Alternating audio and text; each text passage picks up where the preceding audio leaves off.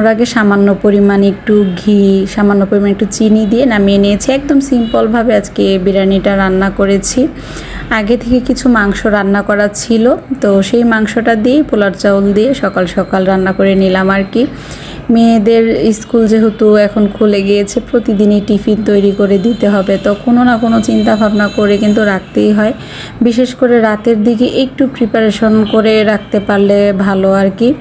তো মেয়েকে টিফিনটা সুন্দরভাবে যদি গুছিয়ে দিতে পারি, সেক্ষেত্রে আমার মনের মধ্যে একটা ভালো লাগা কাজ করে, কারণ সারা দিনের জন্য যায়। ঘরের রান্না খাবারটা যদি না দিতে পারি বাচ্চাদের, তাহলে কিন্তু ভালো লাগে না আর কি। তো এই তো মেয়ের টিফিনটা গুছিয়ে দিয়ে তারপর মেয়েকে খাবার দিয়ে দিয়েছি, বলেছি পেট ভরে খেয়ে যাওয়ার জন্য, কারণ সারা দিনের জন্য যাবে। আর খাওয়া দাওয়া নিয়ে প্রচুর বিরক্ত করে, আমার সামনেই খেতে চায় না, আর আমার চোখের আড়ালে জানি কি করে আর কি। তাই চেষ্টা করি সকালে স্কুলে যাওয়ার আগে আমার নিজের হাতে বেশিরভাগ ক্ষেত্রেই ওকে নাস্তাটা করিয়ে দেওয়ার জন্য, বা আমার চোখের সামনে বসে একটু খাওয়া দাওয়া করে নেয় যেন, সেটা একটু খেয়াল রাখতে হয়।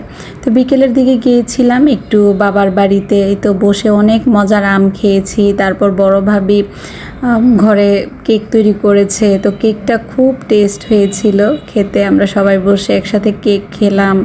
তো খুব সাধারণভাবে আজকে সারাটা দিন কাটলো। আর গতকালকে একসাথে বসে চা খেয়েছি, সেই ভিডিওটাই আপনাদের সাথে একটু শেয়ার করে দিচ্ছি। এরকম চায়ের আড্ডা আমাদের প্রতিদিনই বসে, আর পরিবারের সাথে এমন সুন্দর সুন্দর সময় কাটে।